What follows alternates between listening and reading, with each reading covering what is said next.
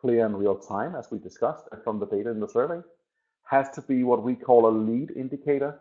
A lead indicator can best be described and explained by the marshmallow experiment at Stanford University in 1973.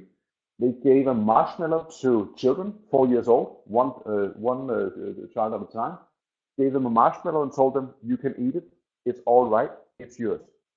If you can wait for just a couple of minutes, you will have two. So it's double up on marshmallows if you can wait for just a couple of minutes.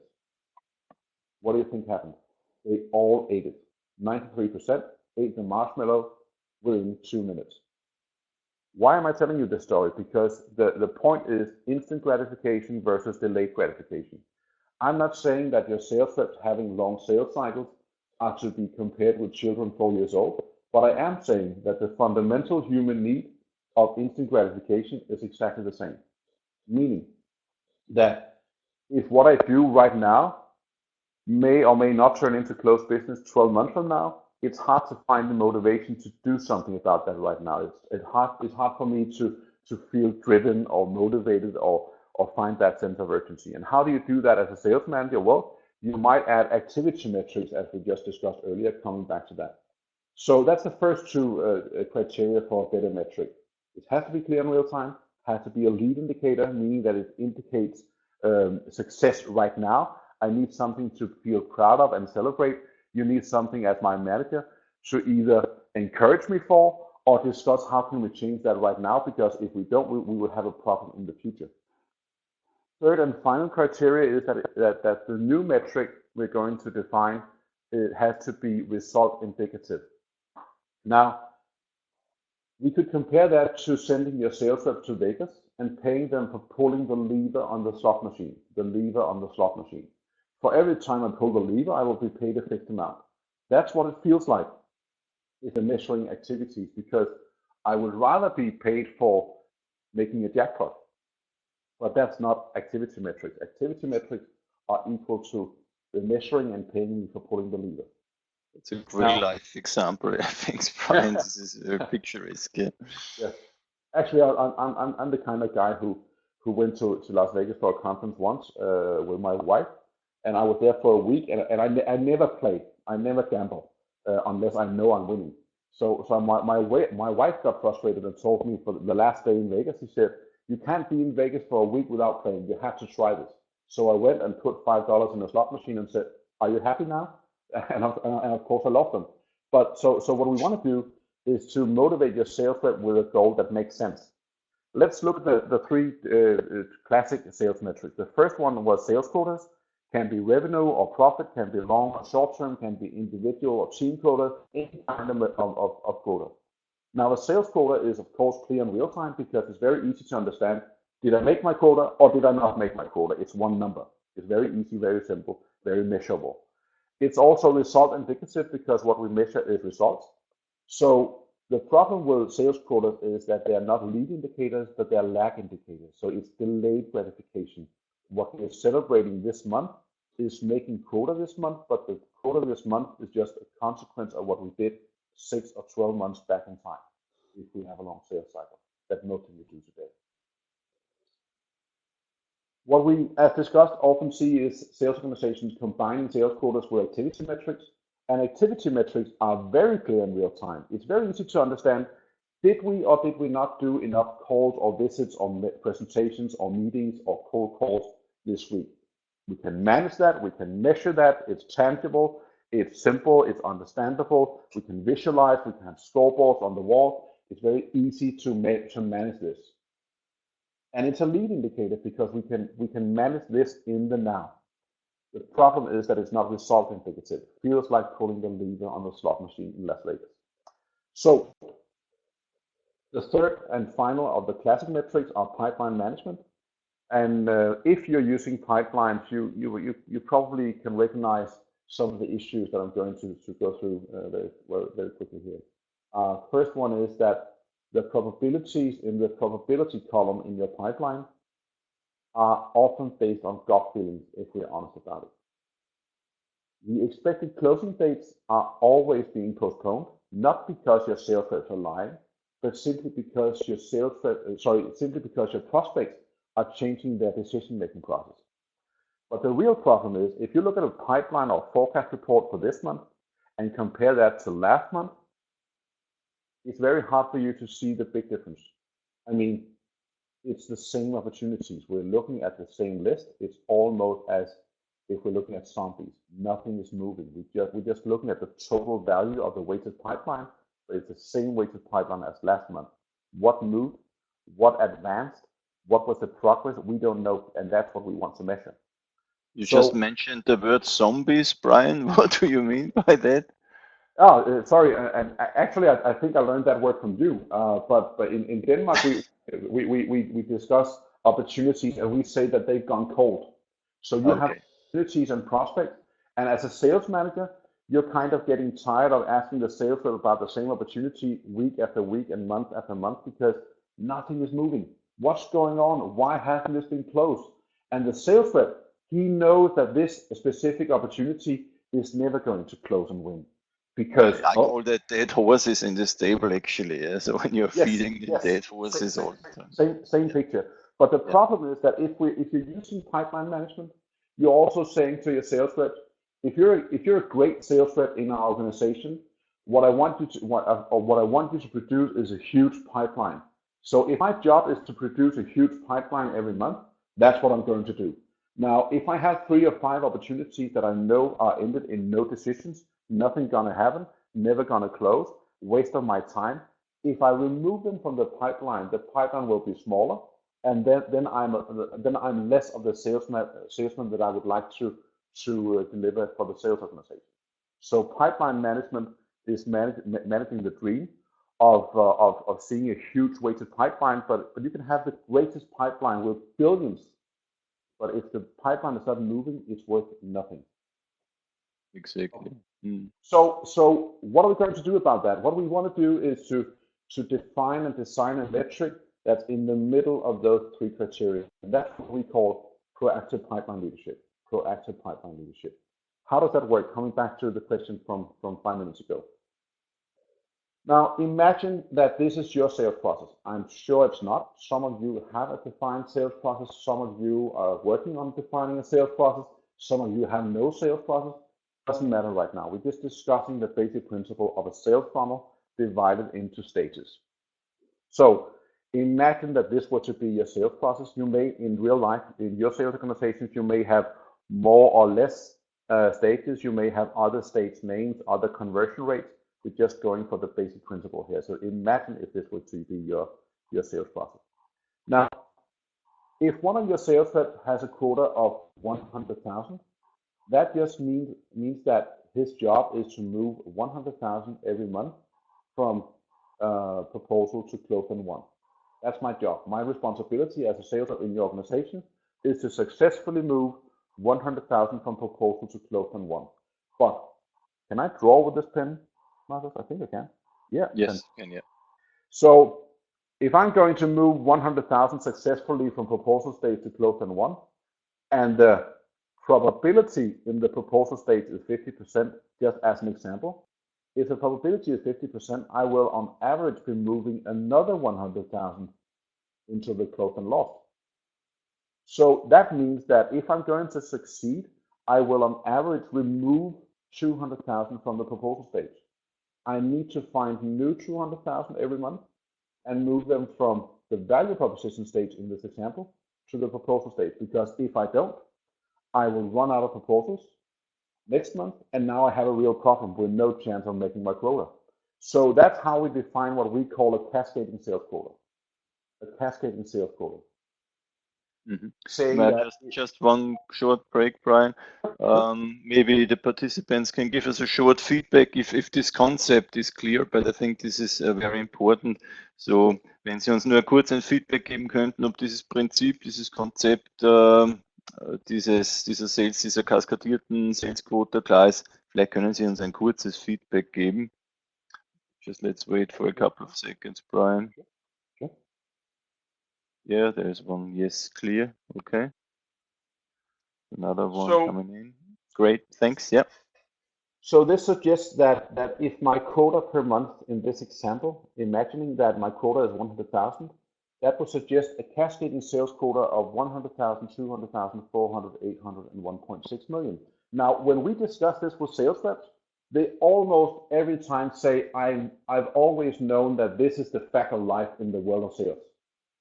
Every sales rep knows the law of the farm. If you want to harvest on the right, you need to water and sow on the left. But they don't have the numbers.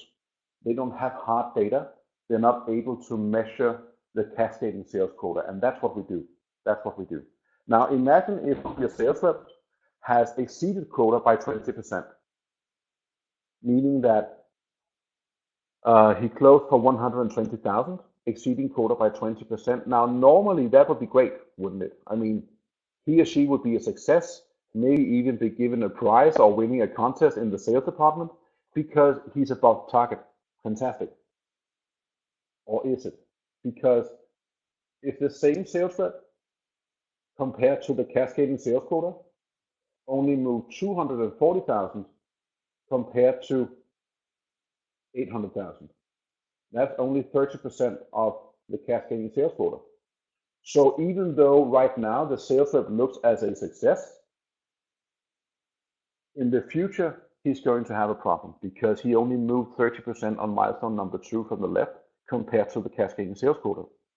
Now, can anyone figure out what will happen if this sales rep doesn't change activity levels, doesn't change any attitudes, doesn't start any campaigns, doesn't improve skills, doesn't use a new strategy? If nothing changes, what will happen to those red milestones on the left? What do you think? What will happen in the future to the red milestones on the left if we don't change anything? If you could give us some feedback again on the chat.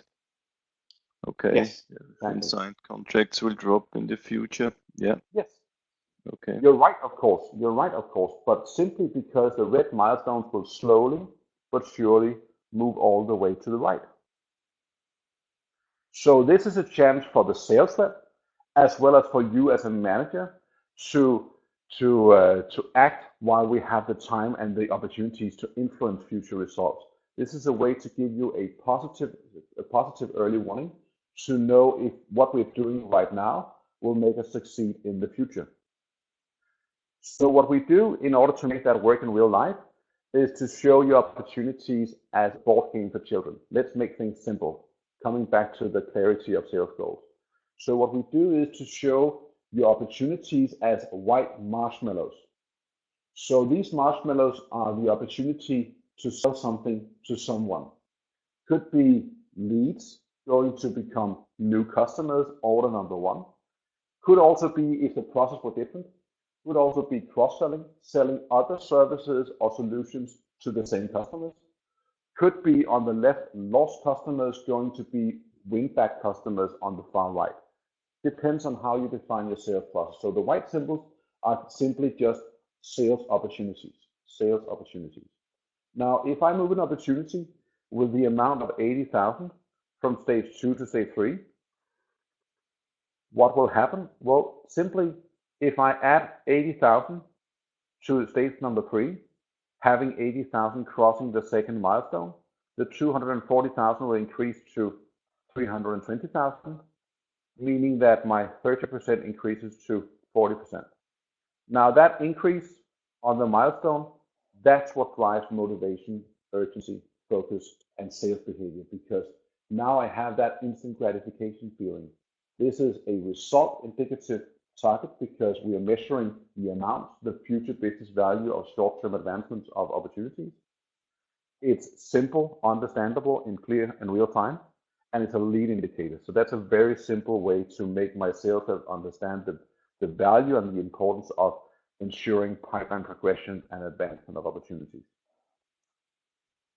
So as opposed to classic sales management on results, using lag indicators, measuring the consequence of what hit to say 12 months back in time, and measuring that today, that would be your normal result management using sales quotas, or using activity metrics that are just derived metrics compared to measuring results, or using pipelines that are too complex for anyone to understand and make any sense of. What we want to do is to give you the opportunity to discuss how what I do as a sales rep in your organization right now will affect my future results. That's the only way you can hit those 3 targets of a lead indicator, a result indicative target, and a clear and real-time target. If you use any of the systems we are providing for the market to enable proactive pipeline leadership, either the standalone product of Milestone Selling Original or the Salesforce app, for those of you using Salesforce, you can show your sales reps all of the data they're working on in the same perspective, in the same visualized board game, showing marshmallows moving from stage to stage and celebrating the value of that. So these are working the same data that you already have, either in our standalone product as a software as a service product, or in the Salesforce app if you're using Salesforce today.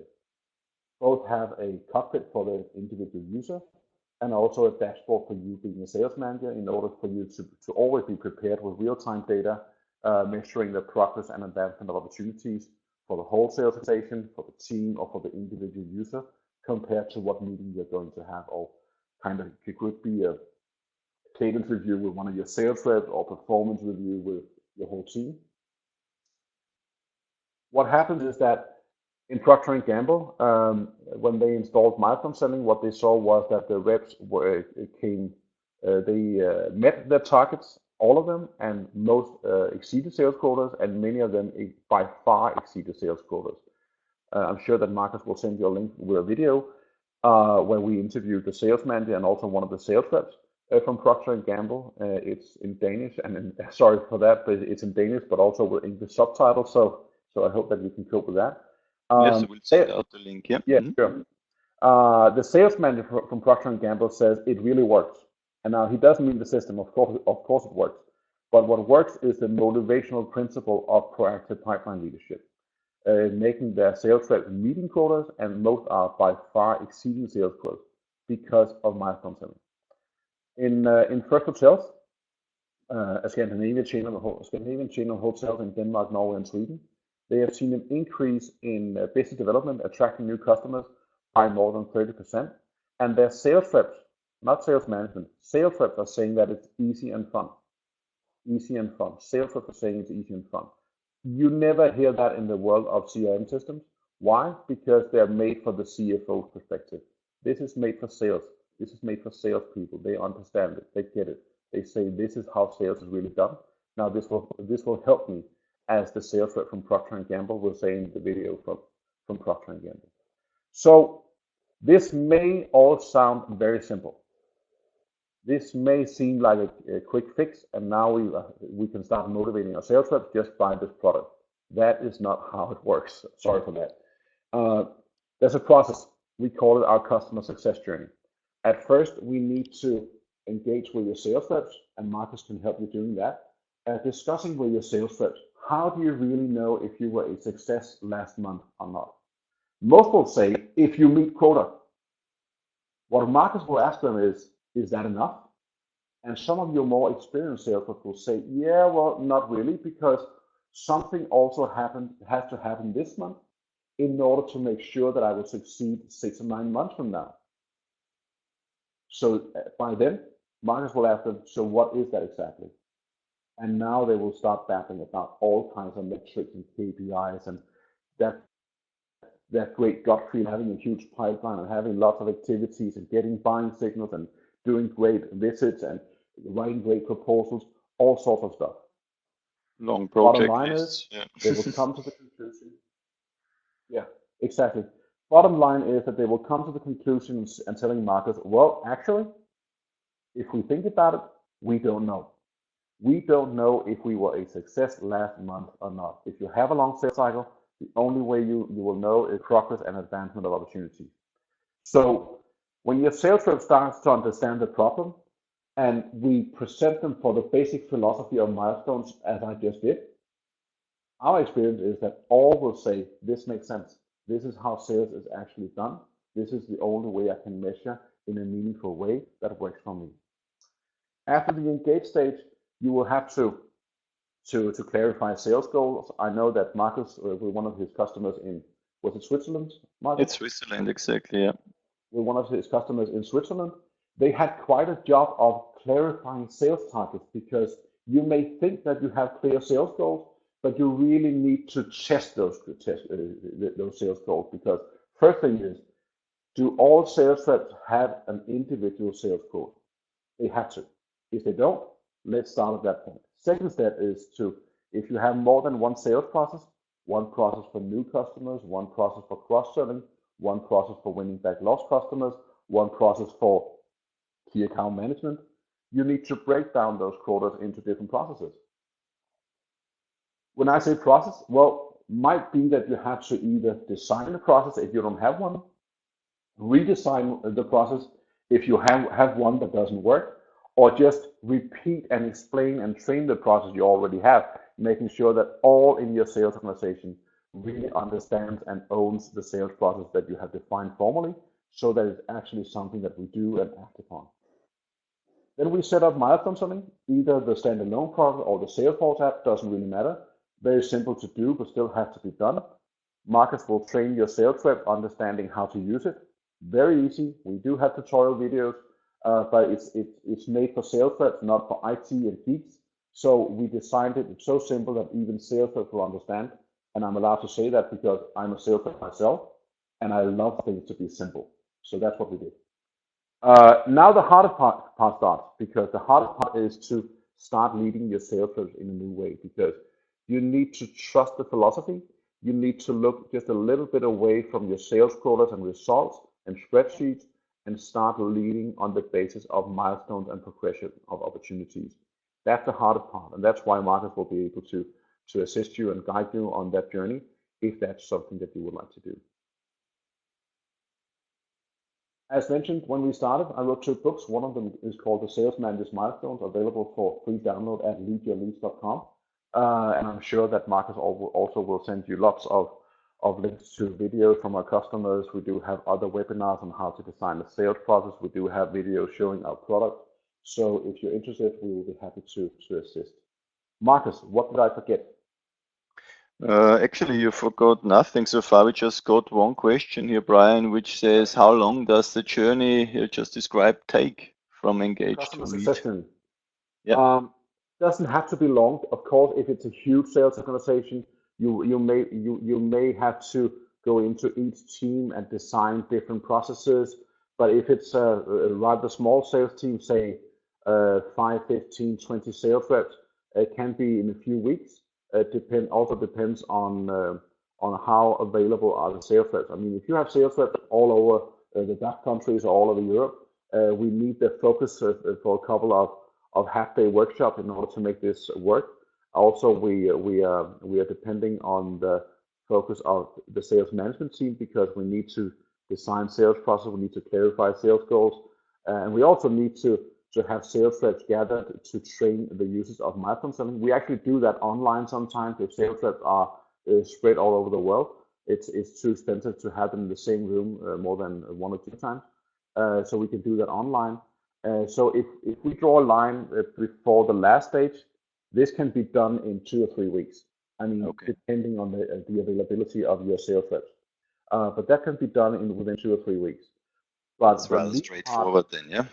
Yeah, very simple and straightforward. But the last stage is sometimes can be months, because it's a new sales culture. It's a new way of thinking. Your sales rep needs to get their head in it. They need to feel comfortable and really feel secure in this new way of seeing sales management and sales metrics. Your sales team leaders need to really understand what a milestone is and how I can discuss milestones. Marcus will be happy to show you the guide we have for running sales competitions based on milestones. In First of Sales, they actually, instead of having a sales competition per month, giving a prize to the one who has the largest score on the last milestone, they moved the sales competitions to the first milestone, and the impact was amazing. Suddenly they had sales reps scoring more than 1,000% on the first milestone because of the new sales competitions, meaning that they moved more than 10 times the opportunities they needed to from stage 1 to 2 in order to succeed 100% on the last milestone. more than a factor of 10 of what they need. That's interesting. Because of other competitions. I mean, so just to say that there's quite a bit of work to be done in the lead stage, and that's why we're working with consultants like Marcus, who's our partner in the DACH countries, because it's not just buying a product, a piece of software, and then all things are great and you will start exceeding sales quotas. You need to start leading in a new way, and that's not done in 2 or 3 weeks. Great. Okay, great, Brian. We have to be a little bit cautious on time. Thanks a lot for sharing your brilliant insights into setting up robust sales processes. So what we got from this is, that Milestone itself is a great tool, but the solid and robust process is key to that. Without that, you won't succeed at the end. And that's exactly where we at b2bengineer.com, that we are here to help in setting your process up and get it solid and get it up and running. Yes, and I thought exactly because of this, it might be helpful for you to get in touch. That's where I set up a special bonus. Brian, I will switch back to German right now, if that's okay with you. That's fine. That's okay. Ja, habe mir gedacht, ich gebe Ihnen heute einen kleinen Bonus als Danke dafür, dass Sie heute Ihre Zeit investiert haben. Sie können gerne diesen Link hier unten nutzen, Webinar, also b2bengineer.com/webinar-bonus, und hier heute eine kostenlose 30-minütige Beratung vereinbaren. Das können wir gerne via Skype oder Telefon machen. Der Link ist heute den ganzen Tag online, also nutzen Sie einfach das Angebot, wenn Sie möchten, und dann können wir uns wirklich unverbindlich und speziell für Ihre Herausforderungen unterhalten. Also den ganzen Tag online. Ich gebe dann auch noch in das E-Mail den Link rein, dass ich dann gleich aussende. Dann haben Sie das auch im Posteingang. Brian, I think we are a couple of minutes late, but we will be here for a few more minutes if there is any questions on the webinar. There is one question, is there a live demo I could access for milestone selling? Brian, yes, there is. Maybe you could answer this in a little bit detail. Yes. Are you able to open a browser, Marcus? To open the browser? Yeah, so that people can see your browser? Is that possible? Yes, of course. Just a matter of a second. Just a second.